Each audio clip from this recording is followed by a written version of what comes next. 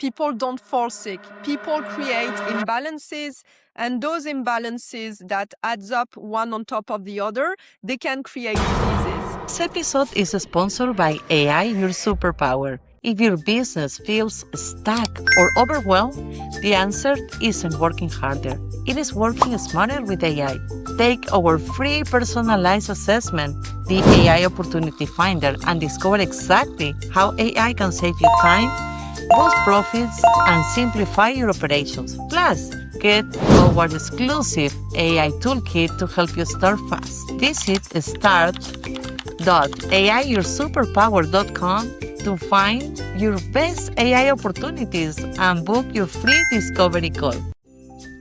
Hello, and welcome back to another soul-nourishing episode of Happiness by Habit, the podcast where we explore the habits, mindset shifts, and small but mighty tools that help you craft a joyful, energized life, one day at a time. I am your host, Silvana Pimentel, and today's guest is going to inspire you not just live but thrive. Joining us all the way from France is with us Anissa Zekkouti, an international health coach, integrative nutritionist, specialist, yoga teacher, and naturopathic doctor who is passionate about helping people unlock energy, vitality, and clarity through personalized wellness blueprints. Alrighty, I am so excited about this conversation. Dear Anissa, welcome to Happiness by Habit. Thank you, Silvana, for having me today. I'm so thrilled to be here with you today. Thank you. That is wonderful. So excited. Anissa, I'm so inspired by the blend of science, intuition, and soul in your work. Can you tell us how your journey into holistic health and integrative nutrition began? Yeah, actually, my journey started in a way that no one could have expected because I had a pancreatic tumor aged 19. had just earned my teaching degree and I was starting working as an English teacher in France when I was faced with something so serious that it forced me to confront life differently, I would say. I could either hit rock bottom or decide to fight for my own life. And I truly learned how to take better care of myself because of this journey. Yeah. Wow, that is impressive. A lot of times life puts us some challenges, but what you do with those challenges is what makes you either a lot of people just give up but you did extraordinary. So that's amazing. You've created something powerful with Wake Up Balance. What inspired that name and mission?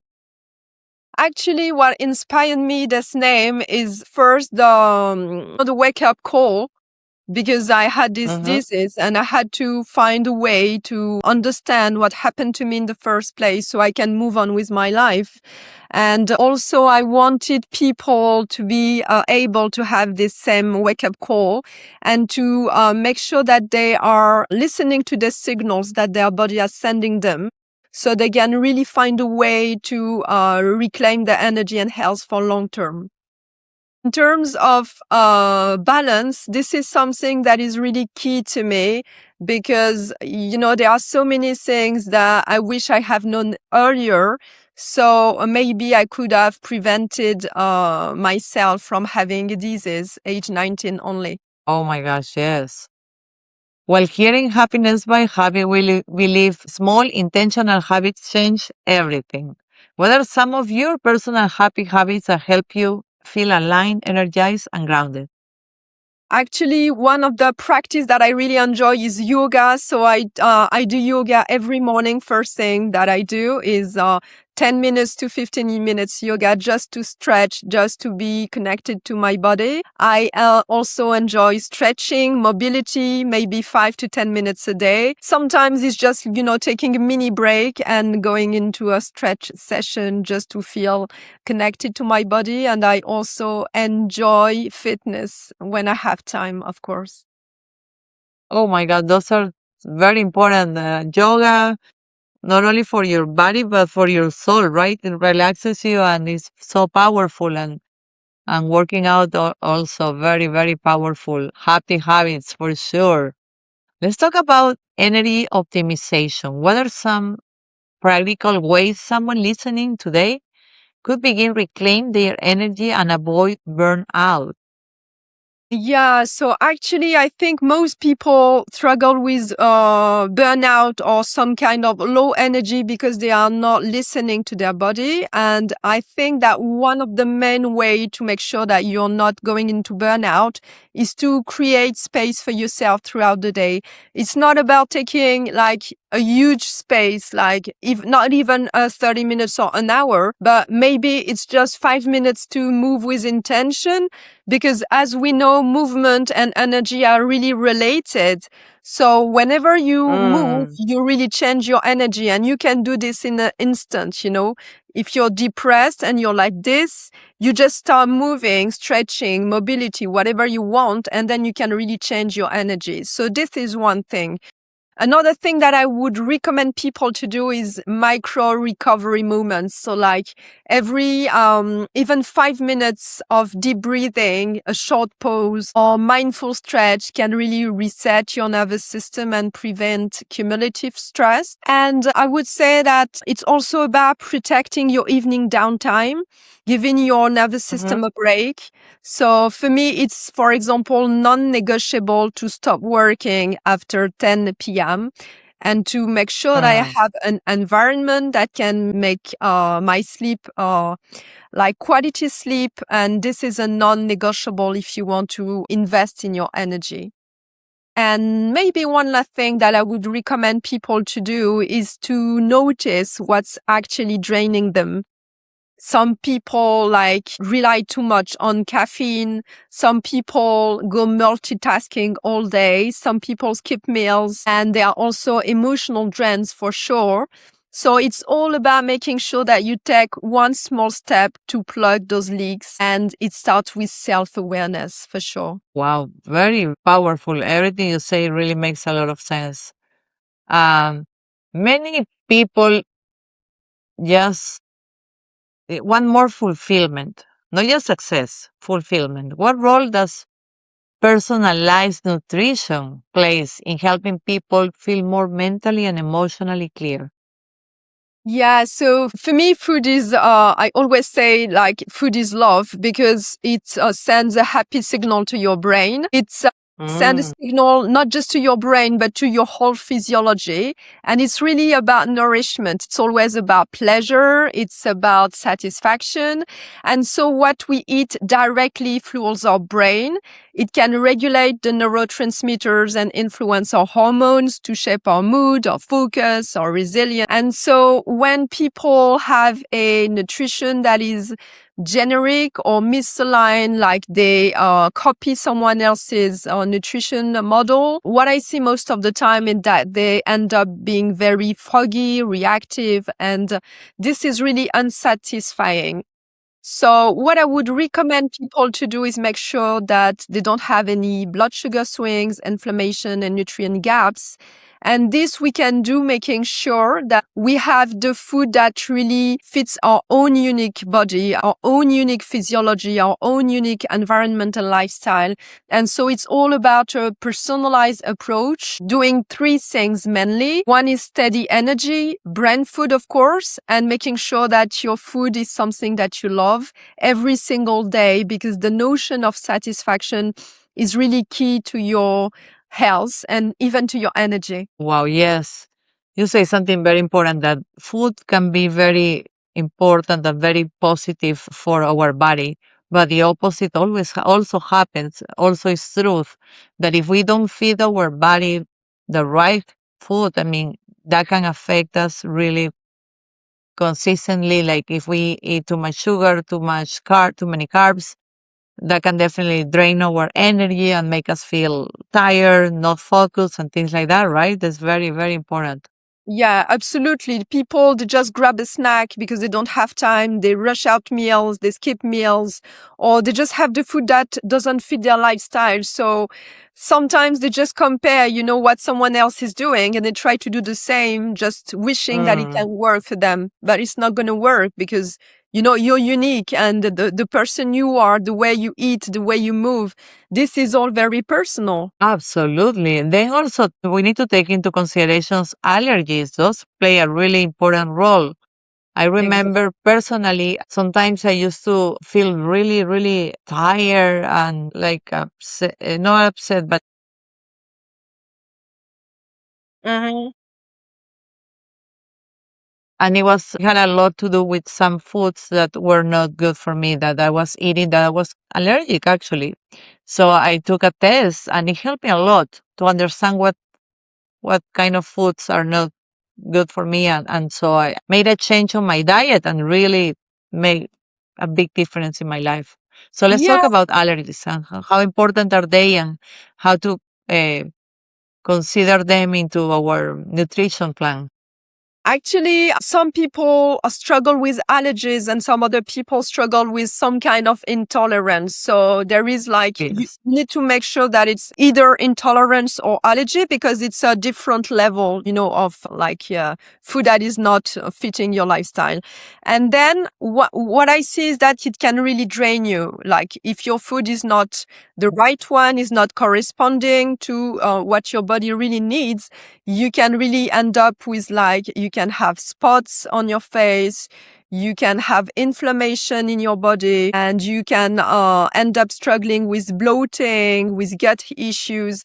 And I think that there is one thing that people don't know or sometimes they forget is that the microbiome, so your bacteria in your gut, they are connected to your brain. So whenever the microbiome is not really healthy or it's imbalanced because of some allergy or intolerance, can send the wrong signal to your brain, and then it can really destabilize the neurotransmitters, and people can end up with fog, brain fog, depression, emotional imbalances. And this is one of the main reason why people get stuck. They don't understand that what they eat is going to make a huge impact on their brain, and their brain is also going to impact, emotions, and your thoughts, they are going to impact your microbiome. So it's the two ways, and when you understand that, it can really be a game changer because you start getting like really focused on what are my thoughts? What do I think about every day? Knowing that it can influence my health and my gut microbiome. And then when you start eating, you think about nourishment and not junk food because you know that what's in there, what's in the gut is going to influence your thoughts, your energy, and even, your goals, your projects, everything. Oh yes, absolutely. It can make a big influence in your life. Absolutely. Let's talk about our listeners. What is one shift you would love every listener to make after this episode, even if it is small? Yeah, so I think one of the things that would really be great for the listeners to do is to gain self-awareness. And the first step can just be to take pen to paper and to just listen to what they already know about their body. What is going wrong with my body? What is the thing that drains me every day? Maybe it's sleep. Maybe it's food that is not okay. Maybe is that I don't take time for myself, and just start, taking one baby step towards the goal. So if it's like I'm not having a great sleep, maybe you can start sleeping 6 hours instead of 5. If it's about food, maybe you can change your breakfast only and see how you can make something better with less sugar or maybe more protein or just not skip a meal. But I think it's all about gaining this self-awareness, taking time, even 5 to 10 minutes a day, and started asking yourself the right question. What is the reason I'm not having the energy or the health that I want? And maybe I can pick up one or two things and start working with a really baby step. Yes. Yes, that's so powerful awareness. Just notice, like I will share a little story of my awareness, how that play a good important role. I remember I love some creamy foods that have like like creams, like Hmm. lactose dishes that have some creams. So I remember I love them, and I every time I could order like those type of foods.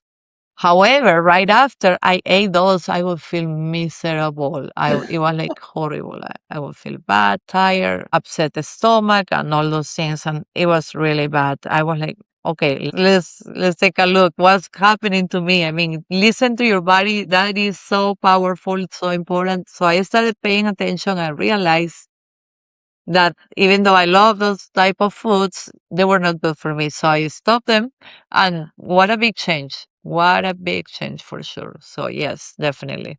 Yeah, and it's really about gaining self-awareness, because sometimes you really don't know because you've not been looking at the patterns, but sometimes deep down you know what is wrong for you, and you keep going, you keep doing those things because you're like, it's not that serious, it's not that important, but you know that it's not like, it's just harming your health. It's just, and it's creating imbalances. And today, what we know is that there's never like a disease that you can, it's not you fall sick. People don't fall sick. People create imbalances, and those imbalances that adds up one on top of the other, they can create disease. So because Mm, inflammation is becoming chronic, because imbalances are getting greater, bigger and bigger, so it's all about, having this mindset of, now I know what I'm doing wrong. Maybe I can start taking one action to make it better. absolutely. That makes a big difference. Okay, let's have some fun. We're gonna go and do a rapid fire round.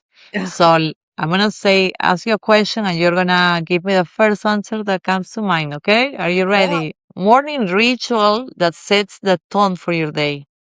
Oh, so the ritual is lemon juice with water, meditation 10 minutes, and yoga 10 minutes every morning, no matter what. Love that. That's an amazing way to start the day. Favorite grounding snack or superfood? This is peanut butter on sourdough bread with berries like blueberries, strawberries. It's a mix of antioxidant with berries, with the Uh good huh. fatty acids with the peanut butter, and the sourdough bread for the gut health. It's excellent. That sounds really tasty. A Yeah, you should give place it in a try. nature that always brings you peace. Actually, I would say a city. I love London and I love New York City. And I basically find myself so aligned when I'm in Central Park or when I'm in Hyde Park in London. So these two places are definitely my favorite. Interesting. One book that has deeply shaped your perspective on wellness. I would say that I spend my time reading. So it's quite of a complicated questions for me because I'm a book lover and I love writing as well. But I would say The Universe Has My Back by Gabby Bernstein, because it's a book about how to make sure that you're aligned in your thoughts, your actions. You know what you do and what you think. It's not just about being, but also doing at the same time.